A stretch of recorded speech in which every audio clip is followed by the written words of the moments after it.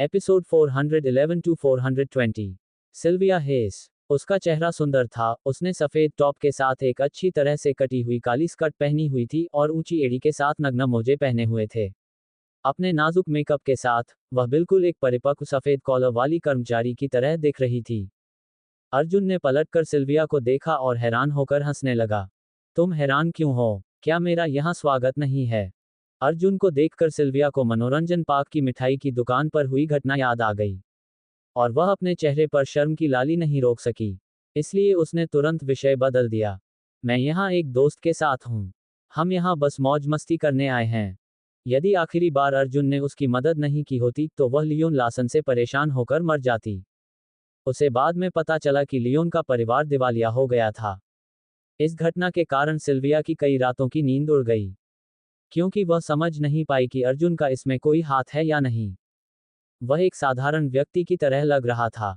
अपनी बात खत्म करने के बाद उसने अर्जुन को अपनी बड़ी बड़ी आंखों से देखा। तुम यहाँ किसके साथ आए हो? सिल्विया, तुम ऐसे व्यक्ति से क्यों बात कर रही हो? चलो वहां चलते हैं। वे जल्द ही यहाँ आ जाएंगे। एक ठंडे चेहरे वाली नन्ही सुंदरी तेजी से चलकर आई और अर्जुन को सतर्कता से देखने लगी। उसका फिगर सही अनुपात में था और उसके कर्व्स सही जगह पर थे। उसका चेहरा फोटोजेनिक था, जिस पर कई युवा लड़कियां मरती थीं। अर्जुन ने अपनी मुस्कान वापस खींची और धीरे से कहा, ये यंग मिस सही कह रही है। मैं यहाँ सिर्फ खाने के लिए आया हूँ। ये तो बताने की जरूरत नहीं कि इस क्लब में खाना बहुत बढ़िया है और मिठाइयाँ भी बहुत स्वादिष्ट हैं। क्या आप कुछ आजमाना चाहेंगे? वास्तव में सिल्विया ने अपनी मुस्कुराहट छिपाने की कोशिश की और ऐसा लग रहा था कि वह भावुक हो गई है। अर्जुन और सिल्विया को हंसते बोलते देखकर यवोन समर्स ने ठंडी सांस ली। उसकी आंखों में सावधानी और भी स्पष्ट हो गई। कुछ ही दूरी पर कई लड़कियां एकत्र हो गईं और उनकी ओर देखने लगीं। क्या वह सिल्विया का दोस्त है? उसने उसका परिचय क्यों नहीं कराया? उनमें से सबसे बुजुर्ग महिला, जो एक खूबसूरत महिला थी, जिसने लो कट काले रंग का शाम का गाउन पहना हुआ था और जिसके बाल एक क्लासिक बन में बंधे हुए थे, उसने अजीब ढंग से कहा। वह आदमी बहुत अपरिचित लग रहा है और उसने बहुत ही गंदे कपड़े भी पहने हैं। सिल्विया उसे देखकर बहुत उत्साहित है। क्या यह उसका बॉयफ्रेंड हो सकता है? वह उतना अच्छा नहीं दिखता और वह बहुत जवान भी नहीं है। क्या इसलिए कि उसका परिवार अमीर है? कोई छिपा हुआ खजाना? ये कुछ लड़कियां सिल्विया और यवोन के साथ बड़ी हुई थीं और उनके लिए इस तरह एक साथ मिलना एक दुर्लभ अवसर था। किसी तरह अर्जुन को देखने के बाद सिल्विया ने उन्हें छोड़ दिया। उन्हें शक क्यों नहीं हुआ? मेरिल कोल, जो ऊपर से नीचे तक ब्रांडेड कपड़े पहने हुए थी, उसने व्यंग्य किया। घटिया बॉयफ्रेंड, एक बेचारा दयनीय मूर्ख के अलावा कुछ नहीं। सिल्विया को क्या हो गया है? सिल्विया की उच्च उम्मीदें सकल में अच्छी तरह से जानी जाती थीं, इसलिए उन्हें उम्मीद नहीं थी कि वह सभी पहलुओं में ऐसे औसत दर्जे के व्यक्ति को चुनेगी। ये चौंका देने वाला था। कई लोग तो पहले ही अपना सिर हिलाने लगे और आहें भरने लगे। सिल्विया अभी भी दुनिया के तौर तरीकों से इतनी अनजान है कि वह ऐसे आदमी के झांसे में नहीं आ सकती। वह बहुत बुरी हालत में पहुंच जाएगी। ये लड़कियां कम से कम करोड़ों की आबादी वाले परिवार से आती हैं और उनमें से कई को जूनियर हाई स्कूल से ही पढ़ाई के लिए विदेश भेजा गया था। वे हाल ही में देश लौटी हैं। वे उस जैसे किसी व्यक्ति को कैसे पसंद कर सकती हैं?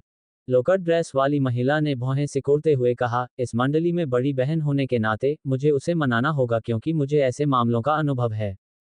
जब आप अकेले हों तो आप इस तरह के आदमी के साथ खेल सकते हैं, लेकिन आपको असली भावनाएं विकसित नहीं करनी चाहिए। समान कद के व्यक्ति से शादी करना सिर्फ मजाक नहीं है। ये शब्द सुनकर सभी लड़कियां चुप हो गईं। इस महिला का नाम हार्मनी जॉर्डन था। वह मंडली में सबसे बड़ी थी और पहले ही विश्वविद्यालय से स्नातक हो चुकी थी। वह हाई स्कूल में एक गरीब पृष्ठभूमि के लड़के को पसंद करती थी और इस वजह से उसका अपने ही परिवार से झगड़ा होने वाला था। अंत में लड़के ने उससे झगड़ा किया और कॉलेज के बाद उनका ब्रेकअप हो गया। फिर वह डोवरपोर्ट की एक अन्य लड़की के साथ भाग गया। तब से उसकी कहानी को मंडली के भीतर नकारात्मक शिक्षण सामग्री के रूप में इस्तेमाल किया गया। इतना कहते ही बहुत ही ज्यादा राय रखने वाली हार्मनी, जो खुद को बहुत परिपक्व समझती थी, खड़ी हो गई और अपनी ऊंची एड़ी के जूते पहनकर आगे बढ़ी। उसने अपने कूल्हों को मोड़ते हुए सिल्विया के पास पहुंची, जो अभी भी दूसरी तरफ अर्जुन के साथ खुशी से बातें कर रही थी। जब हार्मनी और कुछ लड़कियां इस तरह साथ साथ चल रही थीं, तो हॉल में बहुतों का ध्यान उनकी ओर आकर्षित हो रहा था। ये सभी लड़कियां बहुत सुंदर थीं और उनका फिगर भी बहुत शानदार था। वे कैटवॉक पर चलती मॉडल की तरह लग रहे थे। क्या स्थिति है? क्या ये हार्मनी जॉर्डन नहीं है? देखो, मुझे लगता है कि वे उस आदमी को ढूंढ रहे हैं। वह कौन है? क्या तुम में से कोई उसे जानता है? नहीं, मैंने उसे पहले कभी नहीं देखा। उसके कपड़े बहुत साधारण हैं। वह अंदर कैसे आया? कई लोग शांतिपूर्वक चर्चा कर रहे थे और उनकी अजीब निगाहें लगातार चमक रही थीं। हामनी सीधे सिल्विया के पास गई, अर्जुन को घृणा से देखा और ठंडे स्वर में कहा, अरे बदमाश, मैं तुम्हें चेतावनी देती हूँ, सिल्विया के प्रति कोई बुरी मंशा मत रखना। तुम इसके लायक नहीं हो। अर्जुन, जो सिल्विया से बात कर रहा था, ये सुनकर अचंभित रह गया। उसने अपने सामने खड़ी छोटी लड़कियों के समूह को ठंडे मन से देखा। वे सभी काफी यंग थे, लेकिन परिपक्व वेशभूषा में थे। इसके अलावा, वे उसके प्रति बहुत शत्रुतापूर्ण लग रहे थे। माफ कीजिए, मुझे नहीं पता आप किस बारे में बात कर रहे हैं। अर्जुन शांति से मुस्कुराया। सिल्विया भी चौंक गई और उसने हामनी की बांह पकड़ ली। हामनी, ऐसा मत करो, वह मेरा दोस्त है। दोस्त? कैसा दोस्त? वह एक ठग के अलावा कुछ नहीं है, जो तुम्हारी जैसी मासूम लड़कियों को धोखा देता है। हामनी ने सिल्विया की ओर आंखें घुमाईं और अपनी पतली उंगली से उसके सिर पर थपथपाते हुए कहा, ठीक है, मैं तुम्हारी समस्या हल कर दूंगी। अर्जुन चौंक गया। उसके सामने खड़ी यह शत्रुतापूर्ण महिला शायद कुछ गलत समझ गई थी। तुम क्या देख रहे हो? क्या तुम दुखी हो? तो मैं तुम्हें बता दूं, तुम हम सब की तरह नहीं हो। बस तुम और हम दोनों को देखो। अपनी शक्ल से, तुम अभी भी सिल्विया के पीछे जाना चाहते हो। हामनी ने अपना सिर घुमाया और डांटा। बस अपने आसपास के सभी लोगों को देखो। वे सभी अमीर परिवार से हैं या उनका सफल करियर है। तुम यहाँ इतने साधारण कपड़े पहनकर आते हो और इतने बेखबर, मुझे ये भी नहीं पता कि तुम यहाँ कैसे पहुँच गए। मैं तुम्हें सलाह देता हूँ कि तुम जितनी जल्दी हो सके यहाँ से चले जाओ। नहीं तो, अगर बाद में सुरक्षा कर्मियों को पता चल गया, तो तुम भाग नहीं पाओगे। हामनी, ऐसा मत कहो, वह सचमुच मेरा दोस्त है। सिल्विया थोड़ी चिंतित थी। उसके दोस्त अर्जुन के प्रति बहुत ही अरुचिकर लग रहे थे। हालांकि, हामनी ने उसे अनदेखा किया और सिल्विया को दूर खींच लिया। इससे पहले, वह पलटी और अर्जुन को चेतावनी देते हुए गुस्से से घूरने लगी। मुझे फिर से सिल्विया को परेशान करते हुए मत देखना, अन्यथा मैं किसी को तुम्हारी देखभाल करने के लिए बुलाऊंगी। अर्जुन अवाक रह गया। उसने असहाय भाव से अपना सिर हिलाया और हंसने लगा। ये छोटी लड़कियां वाकई मजेदार थीं। हामनी और बाकी लोग सोफे पर लौट आए। वे चारों ओर इकट्ठा हुए, सिल्विया को एक अच्छा परामर्श सत्र देने की तैयारी कर रहे थे। सिल्विया, तुम इस घटिया आदमी के बहकावे में नहीं आ सकती। वह बस अपनी चाल चलने से पहले तुम जैसी अज्ञानी छोटी लड़की की सहानुभूति जीतने की कोशिश कर रहा है। क्या तुम समझती हो? हामनी ने एक अनुभवी व्यक्ति की तरह उसकी आलोचना की। बाकी लड़कियों ने भी अपनी अपनी सलाह दी। अचानक, यवोन ने कहा, वैसे, क्या आपने सुना है? ब्लैक ड्रैगन हॉल से मुंबई के क्लॉस हैरिस नष्ट हो गए थे। हाँ, मैंने इसके बारे में सुना है। खबर ने हलचल मचा दी। मुझे पता है, मैं उस रात बगल के मॉल में बैग खरीद रहा था और मैंने अपनी आंखों से देखा कि ब्लैक ड्रैगन हॉल से क्लॉस हैरिस और उसके गिरोह को गिरफ्तार किया जा रहा है। कई लड़कियां आश्चर्य और प्रशंसा भरी निगाहों से घटनाओं पर चर्चा कर रही थीं। क्लॉस हैरिस और ब्लैक ड्रैगन हॉल बहुत बड़ी ताकतें थीं, लेकिन वे रातों रात नष्ट हो गईं। जल्दी बताओ, ये किसने किया? क्या वह व्यक्ति सचमुच इतना शक्तिशाली है? हामनी और कई लड़कियां वहां एकत्रित हो गईं और उन्होंने लड़की से पूछा। लड़की ने जल्दी से अपना फोन निकाला और कहा, वह दृश्य वाकई बड़ा चढ़ाकर दिखाया गया था। यहां तक कि विशेष सैनिक और बख्तरबंद गाड़ियां भी भेजी गई थीं। मैंने दूर से तस्वीरें ली, इसलिए वे बहुत स्पष्ट नहीं हैं।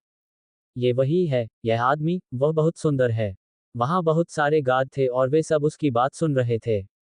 यहां तक कि क्लॉस भी उसके सामने घुटने टेक कर उससे दया की भीख मांग रहा था। इस मामले के बारे में बात करते हुए, लड़की को ऐसा लग रहा था जैसे वह उस रात के दृश्य में वापस आ गई हो। वह उत्साह और प्रशंसा से भरी हुई थी। उसके पैर कांपना बंद नहीं कर पा रहे थे। कई लड़कियां वहां एकत्रित हो गईं और कम रिजोल्यूशन वाली तस्वीर को देखने लगीं। उस चित्र में, काली लड़ाकू वर्दी पहने सुरक्षाकर्मियों के एक समूह ने एक व्यक्ति को कसकर घेर रखा है। ये दृश्य बहुत ही अतिरंजित और बहुत ही भारी था। खास तौर पर तब जब वह आदमी क्लॉस के ऊपर चढ़ गया और उसने अपना चेहरा कैमरे की तरफ उठाया। उसके चेहरे की रूपरेखा काफी स्पष्ट थी। बहुत सुंदर, बहुत दबंग। वहां एक दुष्ट मुस्कान भी थी। सीधे दिल से। ये वह पुरुष देवता था जिसका सभी लड़कियां इंतजार कर रही थीं। यह आदमी जिसने ब्लैक ड्रैगन हॉल को नष्ट कर दिया। उसकी पहचान उनके दिलों में एक सवाल बन गई। चाहे कुछ भी हो, उन्हें इस आदमी को जानने की पूरी कोशिश करनी चाहिए। एक मिनट रुको, क्या तुम्हें नहीं लगता कि हम इस आदमी से पहले भी मिल चुके हैं? अचानक यवोन ने अपनी बड़ी बड़ी आंखें झपकाईं, अपने होंठ सिकुड़े और कहा, हाँ, ऐसा लगता है कि वे उससे पहले भी मिल चुके थे, लेकिन कहाँ? भाड़ में जाओ। क्या ये वही घटिया आदमी नहीं है जो अभी सिल्विया से बात कर रहा था? कई लड़कियां एक दूसरे की तरफ देखने लगीं। वे फोटो में दिख रहे आदमी की तुलना वहां मौजूद अर्जुन से करती रहीं। वे एक जैसे दिखते थे। ये कैसे हो सकता है? अब उसे देखना बंद करो। अगर यह सचमुच वही है, तो मैं अपनी आंखें निकाल लूंगा। एक लड़की ने तिरस्कार भरी दृष्टि से अर्जुन पर नजर डाली। ऐसा व्यक्ति जिसका चरित्र इतना स्पष्ट नहीं था, वह अफवाहों में वर्णित रहस्यमय युवक कैसे हो सकता है? हामनी और यवोन ने भी सहमति में सिर हिलाया। उन्होंने मजाक उड़ाया, बिल्कुल नहीं। एक युवा मालिक की शक्ल इतनी खराब कैसे हो सकती है? उसे बाहर जाते समय कम से कम 8 या 10 अंगरक्षकों को अपने साथ लाना चाहिए। वह यहाँ सिर्फ मुफ्त में खाने पीने आया है। ये देखकर कि सिल्विया अभी भी अर्जुन को उत्सुकता से देख रही थी, हामनी क्रोधित हो गई और बोली, ठीक है, अब उसे देखना बंद करो। तुम्हें उसमें कोई दिलचस्पी नहीं है ना? सिल्विया मुस्कुराई, खड़ी हुई और हामनी और बाकी लोगों को प्रणाम किया। उसने कहा, मुझे खेद है। वह मेरा दोस्त है, इसलिए मैं कुछ समय के लिए उसके साथ जा रही हूँ। उसके बाद सिल्विया एक छोटी सी गौरैया की तरह खुश होकर उसकी ओर दौड़ी। इससे हामनी और अन्य लोग नाराज हो गए। सिल्विया उस तरह के आदमी से दोस्ती करके सचमुच पतित हो रही थी। कुछ देर सोचने के बाद हामनी ने अपना फोन निकाला, एक तरफ चली गई और एक नंबर डायल किया। इस समय सनसेट विला के बाहर एक विशेष सैन्य लाइसेंस प्लेट वाली मर्सिडीज बेंज जी क्लास कार प्रवेश द्वार पर रुकी। एक मजबूत कदकाठी वाला युवक जो साधारण कपड़े पहने हुए था, वो नीचे उतरा। वह दृढ़ निश्चयी चेहरे के साथ काफी सुंदर लग रहा था। क्या तुम्हें यकीन है कि सिल्विया हेस आज रात यहाँ होंगी? उसने अपने साथी से पूछा। चिंता मत करो, यंग मास्टर डेनवर। हामनी की जानकारी गलत नहीं हो सकती, कटे हुए सिर वाले युवक ने कहा। ठीक है, चलो अंदर चलते हैं, मजबूत कद काठी वाले युवक ने कुछ देर रुककर निश्चयपूर्वक कहा। ये जन्मदिन भोज वास्तव में क्लो सोमसेट द्वारा विशेष रूप से आयोजित एक नेटवर्किंग सत्र भी था। 2 वृत्तों में विभाजित केंद्रीय क्षेत्र रिवरडेल के सभी महत्वपूर्ण व्यक्तियों के लिए था। इन लोगों की कुल संपत्ति करोड़ों में थी, और कम से कम करोड़ों में। दूसरी ओर आंगन में बैठे लोग दूसरी पीढ़ी के अमीर लोग थे। वे सभी अच्छे परिवारों से आए लड़के लड़कियां थे। वे चारों ओर इकट्ठे हो गए थे और अब बातें कर रहे थे। सुंदर पुरुषों और सुंदर लड़कियों के समूह में सिल्विया हेस, यवोन समर्स और हामनी जॉर्डन सभी के ध्यान का केंद्र थे। जब से सिल्विया अर्जुन के पास आई है, बहुत से लोग उसकी ओर देख रहे हैं। देखो, वह आदमी कौन है? मैं उसे नहीं जानता। मुझे नहीं लगता कि वह इस मंडली का सदस्य है। अरे वाह, वे बहुत अंतरंग दिखते हैं। वह सिल्विया का बॉयफ्रेंड नहीं है ना? हर कोई हैरान था। जब लोगों को पता चला कि वह सिल्विया का बॉयफ्रेंड बन सकता है तो कई लोग नाराज हो गए। सिल्विया और यवोन इस मंडली की शीर्ष सुंदरियां थीं, और कई लोग उन पर मोहित थे। वहां उपस्थित अधिकांश पुरुषों की नज़र उन 2 सुंदरियों पर थी, जिनके चेहरे हजारों जहाज उड़ाने में सक्षम थे। अब जब एक अजनबी आदमी अचानक घुस आया था और उन सुंदरियों में से एक से बातचीत कर रहा था, तो वे क्रोधित क्यों ना होते? अगर जेवियर यहाँ होते, तो उस आदमी का जरूर ख्याल रखा जाता, किसी ने खराब लहजे में कहा। गोल्डन सिटी के यंग मास्टर जेवियर डेनवर एक बहुत ही शक्तिशाली परिवार से थे। हाल ही में, वह सिल्विया का पीछा कर रहा था, और उसने सिल्विया के सभी प्रेमियों की पिटाई भी की थी। उनमें से एक अभी भी हॉस्पिटल के बिस्तर पर पड़ा हुआ है। ये घटना पूरे इलाके में फैल गई, इसलिए किसी की हिम्मत नहीं हुई कि वह सिल्विया के पास जाए। वे बस उसे दूर से ही देखते रहे। डेनवर परिवार किसी भी अन्य अमीर दूसरी पीढ़ी के परिवार से भिन्न था। वे स्वर्ण नगरी के ड्रैगन थे।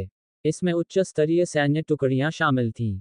इस समय भोज के केंद्र में कुछ प्रमुख व्यक्ति एकत्रित हुए और इत्मीनान से बातचीत करने लगे।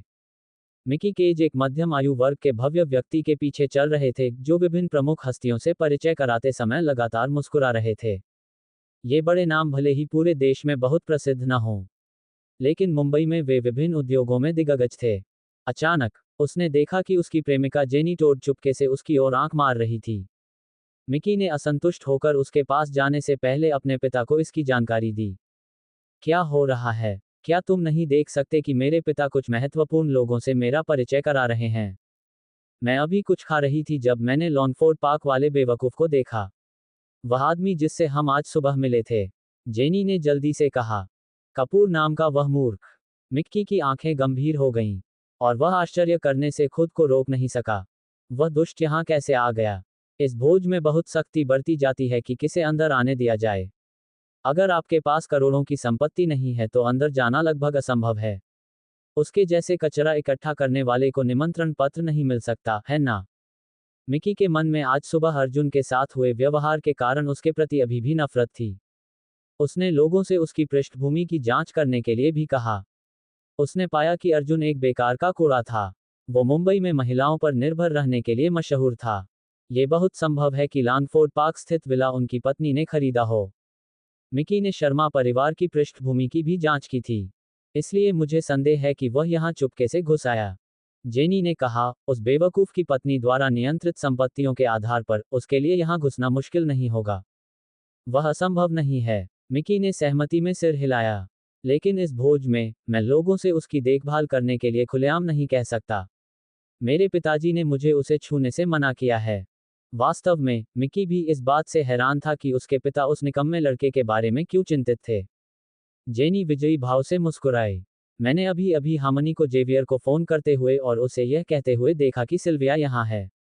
आपको क्या लगता है कि जेवियर यहाँ आने पर क्या करेगा?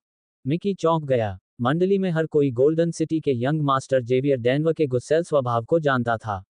अगर वह सचमुच यहाँ उस मूर्ख अर्जुन कपूर से मिल गया तो वे मौके पर ही लड़ाई भी कर सकते थे। देखो, क्या ये जेवियर नहीं है? जेनी ने अचानक कहा। जब दोनों ने नजर घुमाई तो देखा कि एक हट्टा कट्टा नौजवान, साधारण कपड़े पहने हुए, दरवाजे से अंदर आ रहा है।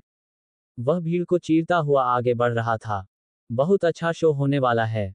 मिकी खुश हुआ। उसके पिता उसे अर्जुन से कोई सौदा नहीं करने देते थे।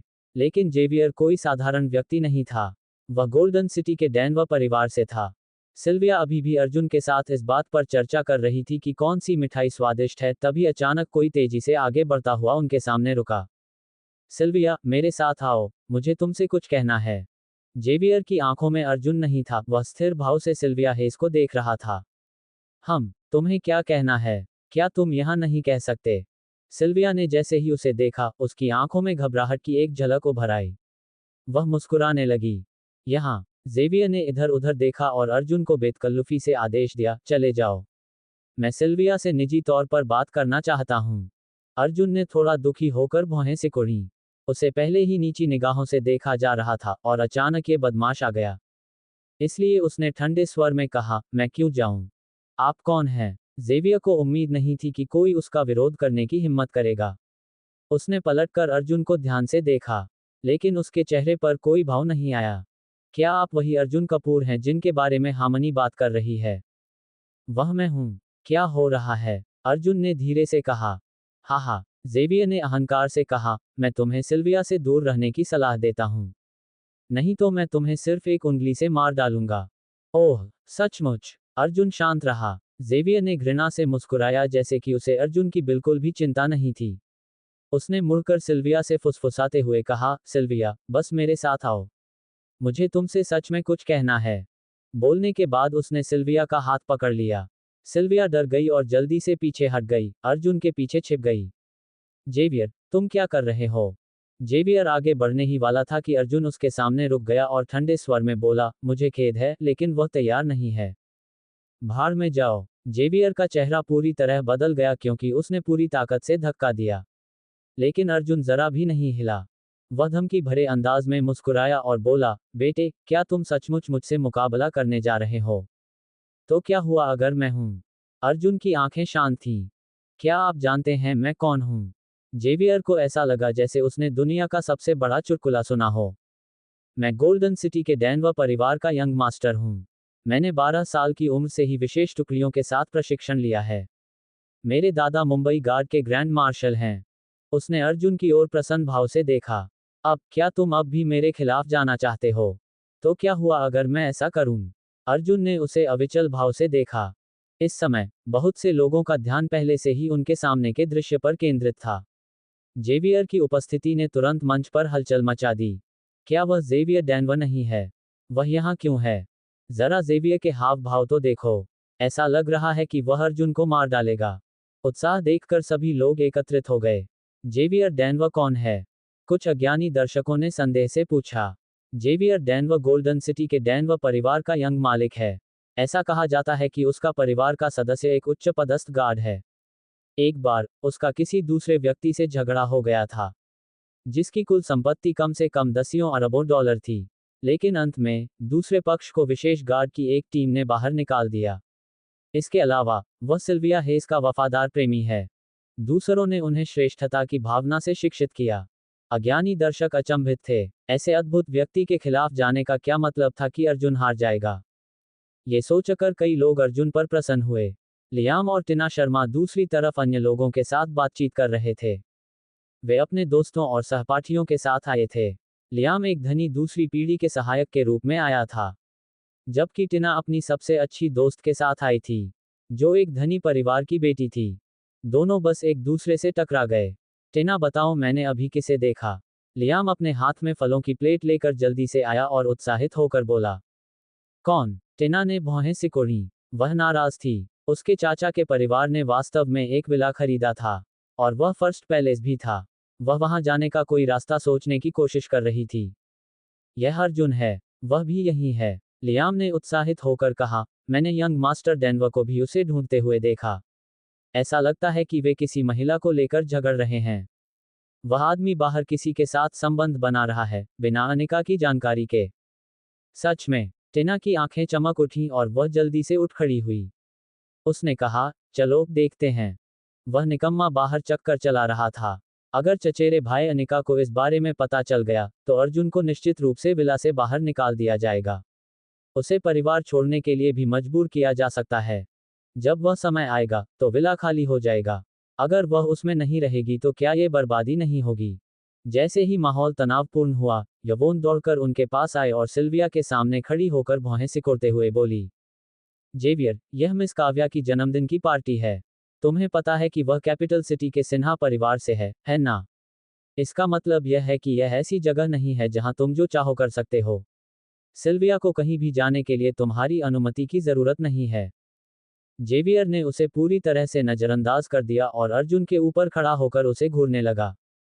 मेरे जीवन के सभी वर्षों में आप पहले व्यक्ति हैं जिन्होंने मुझे इस तरह चुनौती देने का साहस किया है। मैं तुम्हें दिखाऊंगा कि हमारे बीच का अंतर वास्तव में कितना बड़ा है। अर्जुन मंद मंद मुस्कुराया और कुछ कहने ही वाला था कि तभी एक कठोर दिखने वाला अधेड़ व्यक्ति भीड़ के बीच से निकलकर उनके पास आया और बोला, यहाँ क्या हो रहा है? मिस काव्या की पार्टी में हंगामा करने की हिम्मत किसकी है? अरे, यहाँ तो मिस्टर मोसबी भी आ गए हैं जो हेड बटलर हैं। अब किसी को परेशानी होने वाली है, अधेड़ उम्र के आदमी को जानने वाले किसी व्यक्ति ने फुसफुसाते हुए कहा। मुंबई में भी सोमसेट्स काफी प्रभावशाली हैं। वे इस गंदगी को कैसे साफ करेंगे? हामनी ने भी भौहें सिकोड़ी। मेरिल ने उपहास करते हुए कहा, मुझे उम्मीद है कि वे उस आदमी और जेवियर को यहाँ से बाहर निकाल देंगे। मैं उन्हें देखकर ही परेशान हो जाती हूँ। गोल्डन सिटी के डैनवर परिवार के सबसे बड़े बेटे के रूप में अपनी स्थिति का लाभ उठाते हुए जेवियर ने अपने समय में बहुत सी मूर्खतापूर्ण चीजें की थीं। उनकी तरह की लड़कियां या तो उसके जैसे घमंडी यंग मालिकों से नफरत करती थीं या उनसे प्यार करती थीं। जो लोग उससे प्रेम करते थे, वे उसके लिए मर जाते थे। जो लोग उससे नफरत करते थे, वे उसे पूरी तरह से तुच्छ समझेंगे। मिस्टर मोसबी, मैं जेवियर डैनवर हूँ। जेवियर ने एक कदम पीछे हटकर अर्जुन की ओर देखा और मुस्कुराहट से देखा जो उसकी आंखों तक नहीं पहुंची। मुझे संदेह है कि यह आदमी बिना किसी आमंत्रण के पार्टी में घुस आया है। कृपया उसे अभी बाहर निकाल दें। मिस्टर मोसबी ने कुछ देर रुककर कहा। उन्होंने जेवियर को स्पष्ट रूप से पहचान लिया था, इसलिए उन्होंने कुछ सम्मानपूर्वक कहा, समझ गए, मास्टर डैनवर। फिर वह अर्जुन की ओर मुड़ा और बोला, मिस्टर प्लीज मुझे अपना निमंत्रण दिखाए। सिल्विया ने झल्लाते हुए कहा, हमें अपने निमंत्रण पत्र क्यों दिखाने चाहिए? सिर्फ इसलिए कि उसने ऐसा कहा है। उसे ऐसा क्यों नहीं करना चाहिए? श्री मोसबी ने अप्रभावित होकर कहा, क्योंकि वह डैनवर्स का यंग मास्टर है। दूसरी ओर, यह आदमी मुझे कुछ अपरिचित लग रहा है। मैंने खुद ही सारे निमंत्रण लिखे हैं, इसलिए क्या मैं आपका नाम जान सकता हूँ? उसका नाम अर्जुन कपूर है। वह मेरी चचेरी बहन का पति है, जिसने उसके परिवार में शादी की है और वह सिर्फ अपनी पत्नी की तनख्वाह पर गुजारा करता है। टिना ने भीड़ में से कहा, मुझे नहीं लगता कि उसे यहाँ रहने का अधिकार है। जैसे ही उसने ये कहा, सिल्विया को लगा कि उसका दिल तेजी से धड़क रहा है। वह सोच रही थी कि अर्जुन इस पार्टी में कैसे आ गया। आखिरकार, ये जन्मदिन की पार्टी राजधानी शहर के सिन्हा परिवार की तीसरी बेटी काव्या सिन्हा के लिए आयोजित की गई थी। केवल समाज के उच्च वर्ग के लोग ही निमंत्रण पा सकते थे। यहाँ तक कि सिल्विया भी अपनी सबसे अच्छी दोस्त यवोन की वजह से ही अंदर जाने में सफल हो पाई। अर्जुन ने अपनी भौं उठाई और भीड़ में टिना की ओर देखा। उसकी वह चचेरी बहन सच में बहुत तकलीफदेह थी। ऐसा लगता था कि वह हर जगह मौजूद है। मुझे यकीन है कि उसके पास कोई निमंत्रण नहीं होगा। वह जरूर चुपके से अंदर आ गया होगा, किसी ने खिलखिलाकर कहा। हाँ, उसे देखो, सबसे सस्ते कपड़े पहने हुए। मैं सबसे पहले संदेह करूंगा कि उसे उचित तरीके से आमंत्रित किया गया था। किसी और ने उपहास किया। खैर, अब वह मुसीबत में है। सिन्हा परिवार अपनी छवि और स्थिति को लेकर जुनूनी है। और अब उन्होंने जेवियर को भी नाराज कर दिया है। मुझे नहीं लगता कि वह इस स्थिति से बचकर निकल पाएगा, किसी ने सिर हिलाते हुए आह भरते हुए कहा। सर, कृपया मुझे अपना निमंत्रण दिखाएं, नहीं तो मैं सुरक्षा कर्मियों को बुला रहा हूं। अब मिस्टर मोसबी का चेहरा कठोर हो गया था और उन्होंने कठोरता से निमंत्रण की मांग की। अर्जुन ने कुछ देर रुकने के बाद कहा, मेरे पास कोई निमंत्रण नहीं है।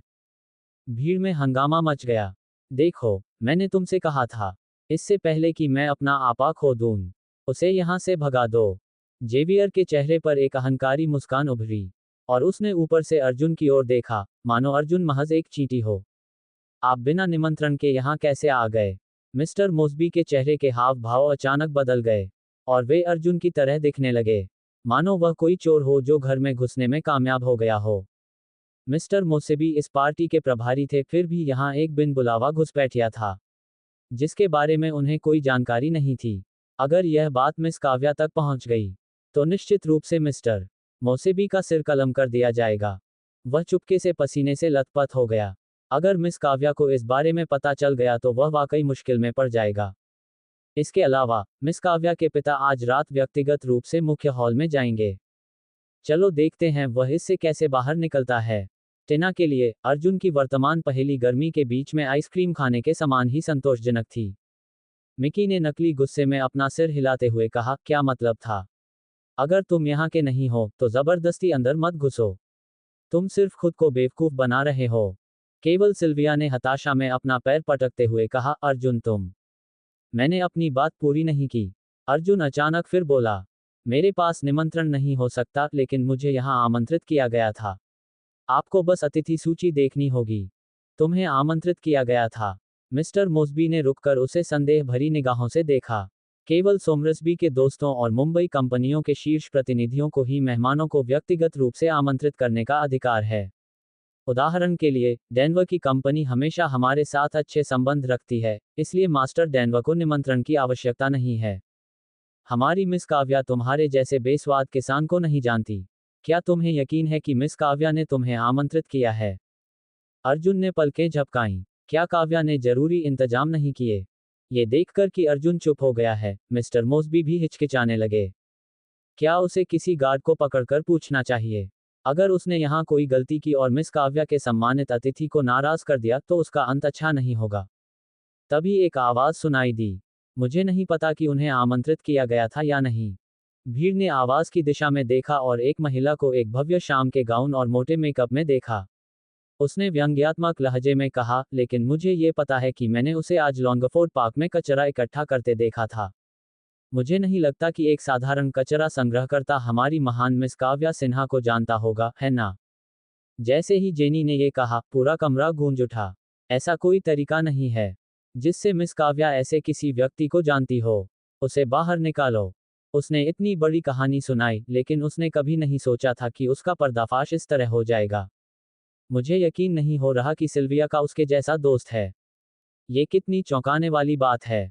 इस समय, हर कोई अर्जुन को घृणा और घृणा के अलावा और कुछ नहीं देख रहा था। अर्जुन उनके सभी आरोपों के बावजूद अविचलित रहा। इसके बजाय, वह जेनी की ओर देखने लगा। वह उस दिन पहले भी मिल चुका था। वास्तव में वह वही था जिसने उसे बाहर निकलवाया था। फिर उसने उसकी तरफ देखा और एक खिलखिलाती हुई मिकी को देखा। तो वह भी यहाँ था। कोई आश्चर्य नहीं, क्या ओल्ड मैन जॉर्ज निक केज के बारे में कुछ भी पता लगाने में सफल नहीं हो सका। मिस्टर मोसबी ने सख्ती से कहा, क्या आप निश्चित हैं, मिस? मैं उसका गवाह बन सकता हूँ। मिक्की भी लाइन से बाहर चला गया। उसने पहले अर्जुन को एक ठंडी हंसी दी और फिर मिस्टर मोसबी की ओर मुड़ा और कहा, मैं आज लॉन्गफोर्ड पार्क में अपनी गर्लफ्रेंड के साथ इस व्यक्ति से मिला था। उसके साथ उसकी सास भी थी और उसने बताया कि लॉन्गफोर्ड पार्क में उसका एक घर है। क्या तुम इस बात पर यकीन करते हो? वहां जोरदार ठहाका लगा। वह लॉन्गफोर्ड पार्क था। अर्जुन जैसे गंदे कपड़े पहने व्यक्ति को वहां जगह कैसे मिल सकती थी? इसलिए सभी ने इसे एक बेतुका मजाक समझा। खैर, चूंकि मास्टर केज ने बोल दिया है तो अब और क्या साबित करना बाकी है। मिस्टर मोसबी मुस्कुराए। मिकी केज मुंबई में काफी मशहूर थे।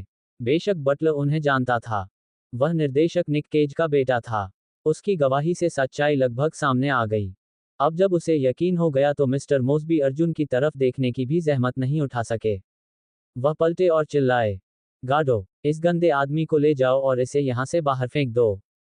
उसकी हिम्मत कैसे हुई हमारी मिस काव्या की पार्टी में घुसने की? हम उसे इतनी आसानी से नहीं छोड़ सकते। इसलिए पुलिस को बुलाओ और उन्हें बताओ कि हमारे हाथ में एक अंधकार प्रवेश करने वाला है। देखते हैं कि वे उससे कैसे निपटते हैं। हर कोई अकेले बूढ़े अर्जुन को दया भरी आंखों से देख रहा था।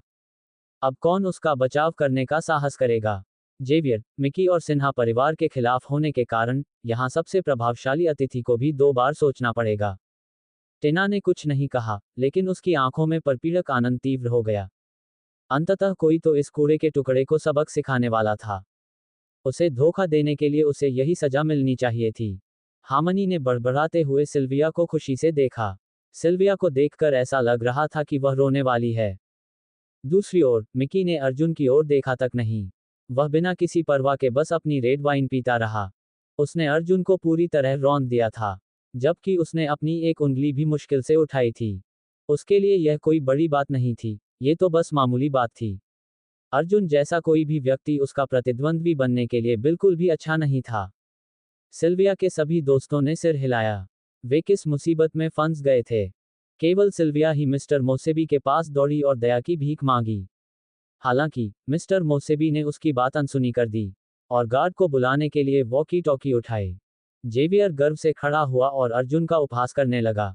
तो तुम एक बेकार इंसान के रूप में मशहूर हो, है ना? जैसा कि मैंने कहा, हम अलग अलग दुनिया से हैं। मुझे बस एक शब्द कहना है और मैं तुम्हें यहां से बाहर निकाल सकता हूं। तुम्हारा क्या? अब तुम क्या कर सकते हो?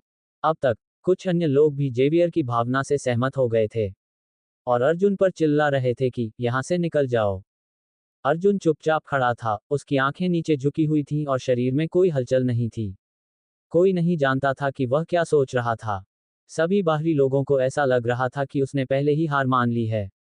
ठीक उसी समय जब जेवियर, मिकी और जेनी के चेहरों पर जीत की मीठी मुस्कान फैल रही थी, अचानक एक बर्फीली सी आवाज सुनाई दी। वह कौन है जो उसे बाहर फेंकने की धमकी दे रहा है? उन्होंने आवाज की दिशा में देखा और देखा कि भीड़ ऐसे अलग हो रही है जैसे ज्वार आने से पहले हो। एक सफेद पोशाक पहने एक सुंदरी उनकी ओर बढ़ रही थी। वह लंबी और दुबली पतली थी और उसके चेहरे पर अजेयता का भाव था। उसने भीड़ के चारों ओर देखा और उसकी निगाहों ने कई लड़कियों को पीछे हटने पर मजबूर कर दिया, जो उसकी पूर्णता से पराजित थीं।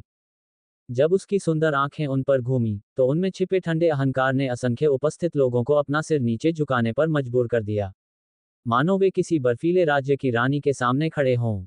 वह कौन है? भीड़ में से किसी ने उपहास किया।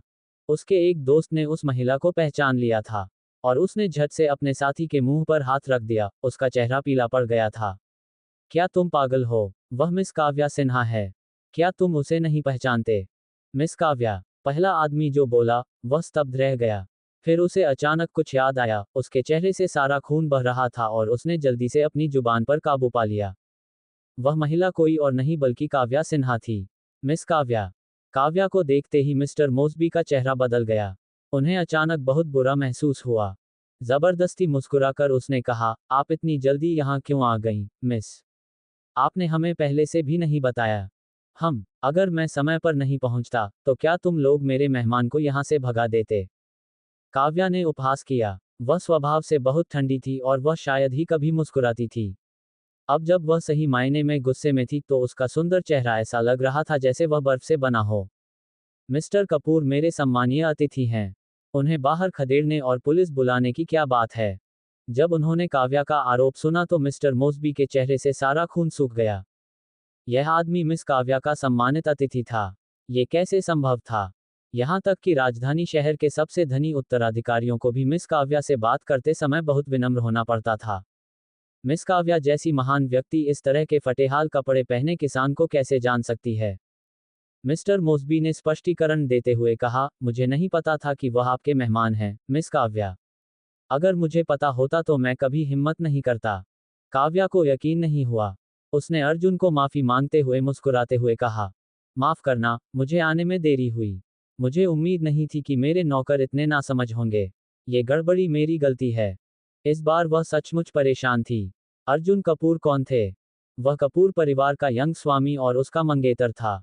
इन लोगों ने उन पर ऐसे बेतुके आरोप लगाए और उन्हें पार्टी से बाहर निकालने की कोशिश भी की। क्या यह उनके प्रति घोर अनादर का संकेत नहीं था। इसके अलावा अर्जुन को आमंत्रित करना उसके लिए आसान नहीं था। उसका सारा प्रयास लगभग व्यर्थ हो गया और इससे काव्या और भी अधिक क्रोधित हो गई। हालांकि अर्जुन पूरी तरह से शांत दिख रहा था, जैसे कि ये अपमान कभी हुआ ही ना हो। ये ठीक है, मुझे इसकी आदत हो गई है। ऐसा कहते हुए उन्होंने मिस्टर मोस्बी की ओर देखा और शांति से कहा, फिर भी ऐसा लगता है कि आपका बटलर मेरे खिलाफ पक्षपातपूर्ण है। मैंने उसे पहले ही बता दिया था कि मैं एक आमंत्रित अतिथि हूँ। उसे बस अतिथि सूची की जांच करनी थी, लेकिन उसने सुनने से इनकार कर दिया। मिस्टर मोस्बी को झटका लगा और वे लगभग अपना संतुलन खो बैठे।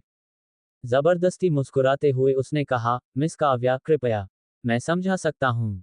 बचाओ। मैं पिताजी को बता दूंगा कि तुमने क्या किया और सिफारिश करूंगा कि वे तुम्हें तुरंत नौकरी से निकाल दें।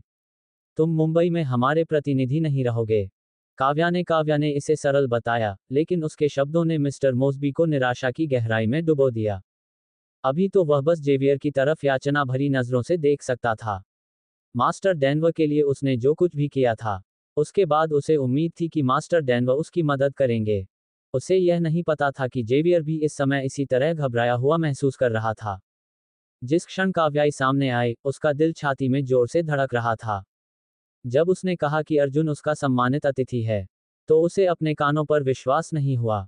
वह काव्या सिन्हा थी, ओल्ड मास्टर सिन्हा की पोती, हंस सिन्हा की सबसे छोटी बेटी।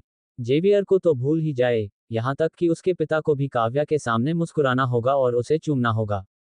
हालांकि दोनों परिवार लंबे समय से सहयोगी थे, लेकिन सिन्हा परिवार कैपिटल सिटी में स्थित थे, जो देश के ठीक बीच में था।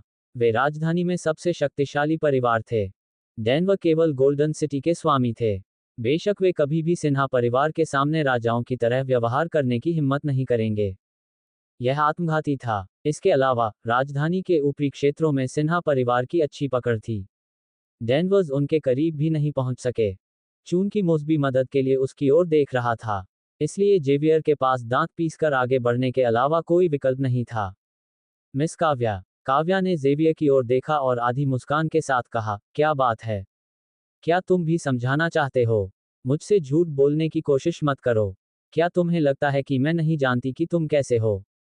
जेवियर ने जब ये सुना तो वह अपना गुस्सा नहीं रोक सका। निराश होकर उसने कहा, लेकिन ये लड़का ही था जिसने सबसे पहले मेरी गर्लफ्रेंड को चुराया था। चुप रहो। काव्या का चेहरा ठंडा पड़ गया और वह उस पर गुस्से से भौंकने लगी। जेवियर पर उसकी नज़र गुस्से और निराशा से भरी थी।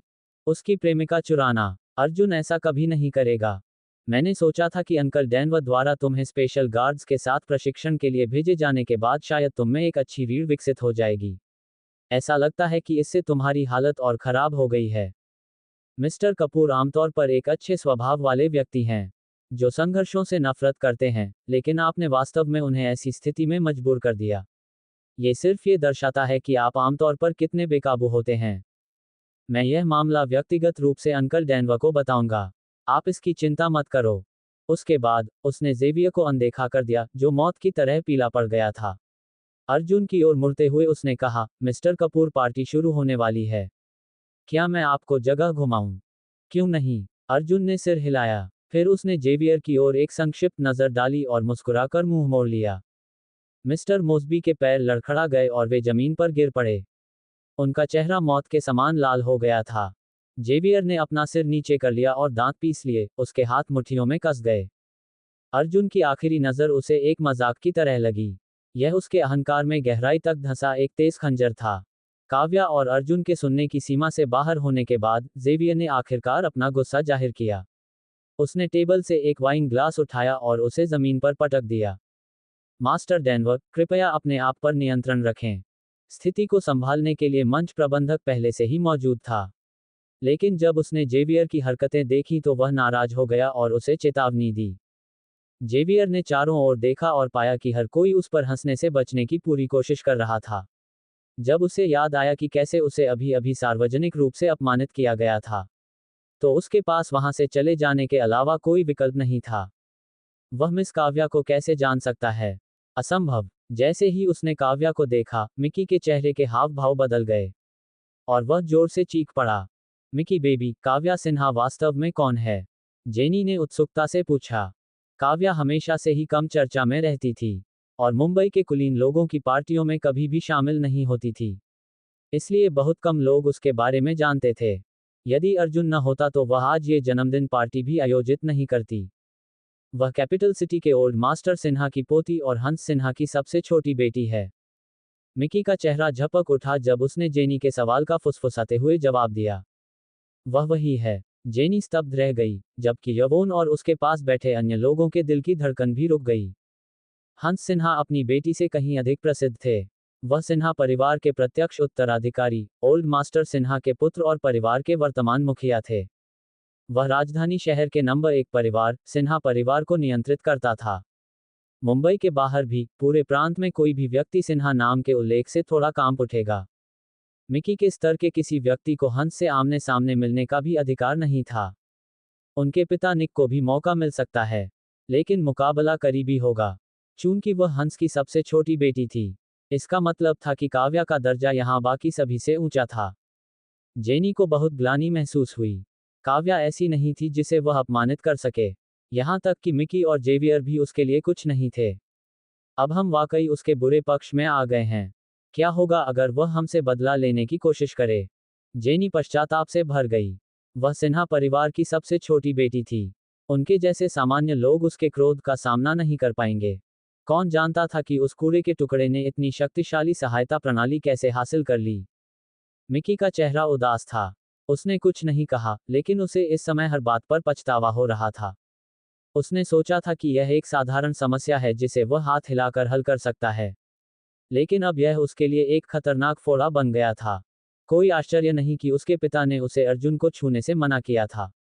क्या बूढ़े आदमी ने अफवाहों के बारे में कुछ सुना था? उसी समय हामनी और अन्य लोग अविश्वास से ये दृश्य देख रहे थे। एक कोने में धकेल दिए जाने के बाद क्या अर्जुन अपनी शानदार वापसी कर रहे थे? वह औरत कौन है? वह बहुत बड़ी चीज लगती है। जेवियर भी उसका कुछ नहीं बिगाड़ सका। ये सही है। क्या वह आदमी एक बेकार जोंक नहीं है, जो अपनी पत्नी पर निर्भर रहता है? वह उस महिला जैसी प्रभावशाली व्यक्ति को कैसे पहचान सकता है? क्या वह मुंबई के इनर सर्कल का हिस्सा है? मैंने उसे पहले कभी नहीं देखा है। अपने स्तर पर, वे ज्यादा से ज्यादा काव्या का नाम ही जानते थे। उनमें से कोई भी संभवतः काव्या से पहले नहीं मिला होगा, इसलिए वे स्वाभाविक रूप से उत्सुक थे। हामनी ही एकमात्र थी जो गंभीर हो गई और धीमी आवाज में बोली, वह मिस काव्या सिन्हा हैं। ये सुनकर अन्य महिलाओं के चेहरे के भाव अचानक बदल गए। राजधानी शहर सिन्हा परिवार बहुत प्रसिद्ध था। काव्या सबसे छोटी बेटी थी और पूरे परिवार की लाडली थी, जो उसे आधुनिक समय की राजकुमारी के बराबर बनाता था। वह उन लड़कियों से बिल्कुल अलग स्तर पर थी, जिनके परिवारों में कुछ मिलियन या ज्यादा से ज्यादा 1 बिलियन लोग थे, जो मुंबई को अपना घर कहते थे। वह दुष्ट काव्या सिन्हा का दोस्त है, और वह उसके साथ बहुत विनम्र भी थी। क्या उसकी कोई और पहचान हो सकती है जिसके बारे में हम नहीं जानते? यह विचार आते ही, उनमें से कई लोगों ने सिल्विया को एक नई नज़र से देखा। उन सभी को लगा कि मूर्ख लड़की को धोखा दिया गया है। लेकिन ये पता चला कि वह उन सभी में सबसे चतुर थी। उसने जो पत्थर चुना वह हीरा निकला। इस बीच सिल्विया अभी भी वहीं जमी हुई थी। ऐसा लग रहा था कि वह पहले हुई घटनाओं से उबर नहीं पाई थी। यवोन उसके पास गई और उसका हाथ खींचते हुए धीमी आवाज में बोली, वह पहले ही जा चुका है। बस वहां खड़ी मत रहो। हालांकि यवोन उतनी शांत नहीं थी जितनी वह होने का दिखावा कर रही थी। जहां तक टिना और लियाम का सवाल है, वे तो डर के मारे बहुत पहले ही छिप गए थे। उनके बेकार चचेरे भाई को वास्तव में आज रात की पार्टी के मेजबान के बारे में पता था। ये राजधानी शहर सिन्हा परिवार की सबसे छोटी बेटी काव्या सिन्हा कोई और नहीं थी। कोई रास्ता नहीं, उन्हें अपने चचेरे भाई को इसके बारे में बताना ही था। टिना ने जल्दी से व्यान को फोन किया और कहा, अनिका तुम्हें अभी सनसेट विला आना होगा। अर्जुन के साथ कुछ गड़बड़ है, वाकई कुछ गड़बड़ है। इसके बाद उसने फोन रख दिया और टैक्सी में अकेली बैठ गई। अपनी खिड़की के बाहर रात को गुजरते हुए देखकर उसके चेहरे पर आंसू बह रहे थे। वह कुछ भी नहीं कर सकती थी अपनी मंगेतर के लिए, जो उसकी आंखों का कांटा थी। अनिका कुछ नहीं कर सकता था। वह अर्जुन पर भरोसा करने को तैयार थी, लेकिन फिर भी उसका दिल दुख रहा था। इससे बहुत बहुत दुख हुआ। वह खुद से कहती रही कि इस बारे में ज्यादा मत सोचो, ये कुछ भी नहीं था, ऐसा ही होना था। वह अपने आप से कहती रही कि अर्जुन पर भरोसा करो। अनिका ने अपना कॉल लॉग देखा। पहले वह अर्जुन को पूछने के लिए अभी कॉल करती थी। अब हालांकि वह जानती थी कि वह ऐसा नहीं कर सकती। उसे यह मानना ही था कि अर्जुन के पास काव्या से मिलने के अपने ही कारण थे। आखिरकार वह उसका पति था। वह इस दुनिया में एकमात्र व्यक्ति था जिस पर वह भरोसा कर सकती थी। थोड़ा शांत होने के बाद अनिका ने एक लंबी सांस छोड़ी और कैब ड्राइवर से कहा, कृपया जल्दी करें, मेरी बेटी हॉस्पिटल में मेरा इंतजार कर रही है।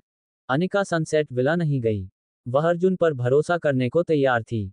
उसे बस ये दिखावा करना था कि उसने वह वीडियो कभी नहीं देखा। उसी समय अर्जुन और काव्या आंतरिक हॉल में पहुंचे। मेरे साथ वापस आओ अर्जुन।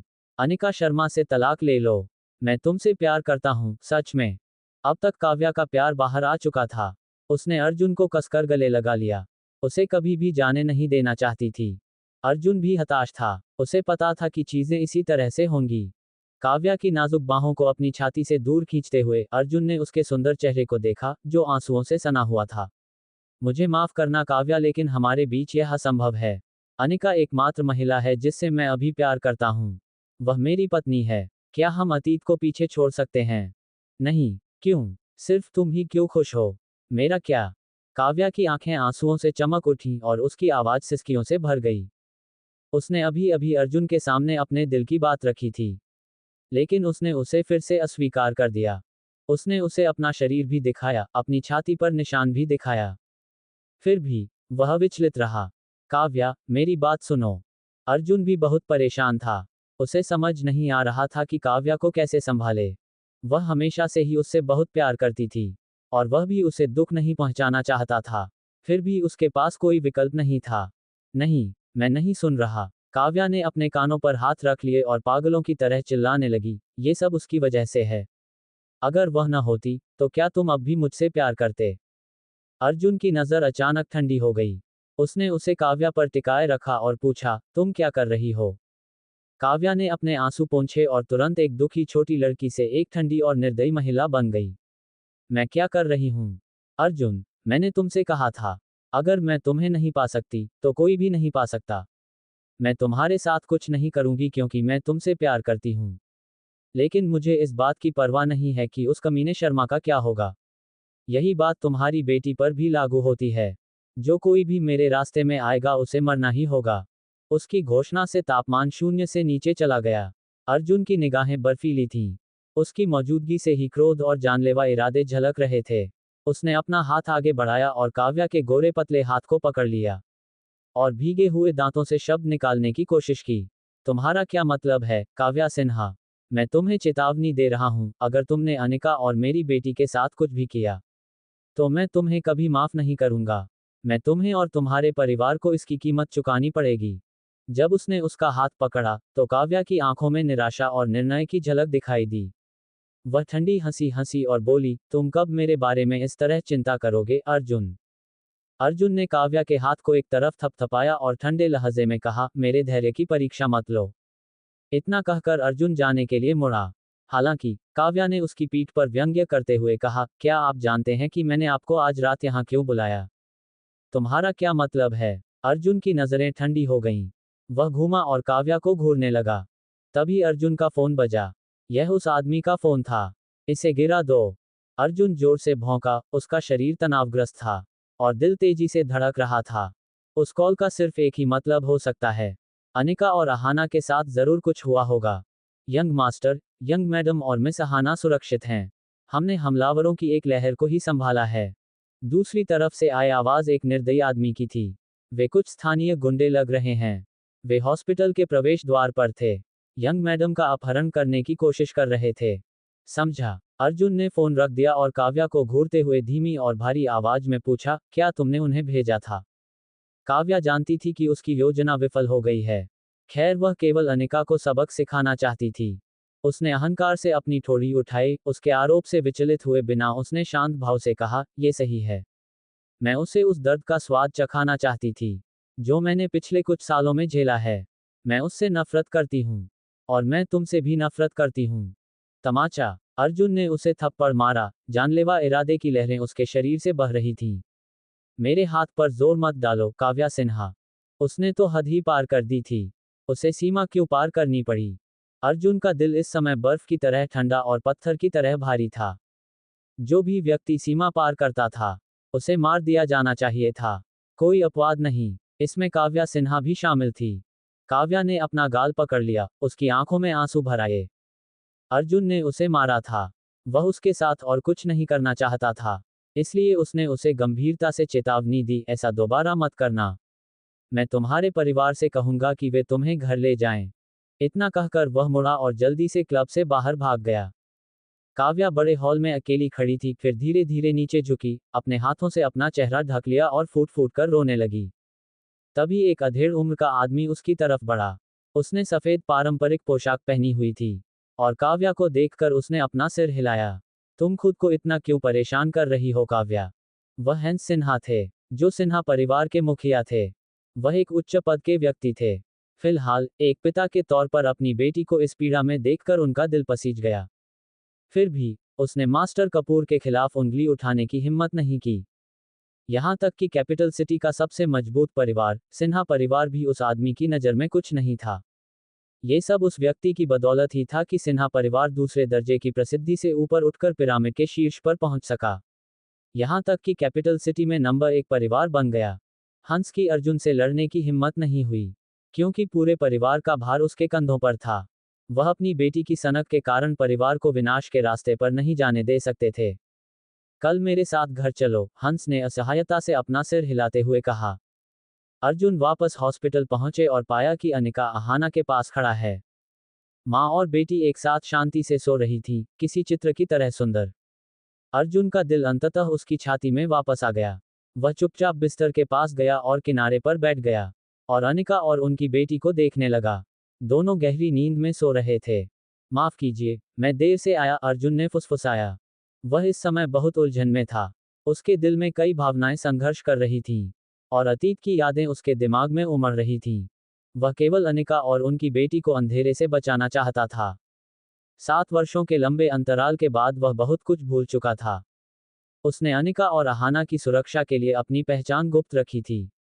3 साल तक हर प्रकार का अपमान सहने के बाद भी उन्होंने अपनी असली पहचान के बारे में एक शब्द भी नहीं कहा। बस थोड़ा और इंतजार करो। मैं तुम्हें और अहाना को बहुत जल्द घर ले जाऊंगा। अर्जुन झुका और उसने अनिका के गोरे माथे पर एक चुंबन दिया। साथ ही अहाना के छोटे गाल पर भी एक चुंबन दिया।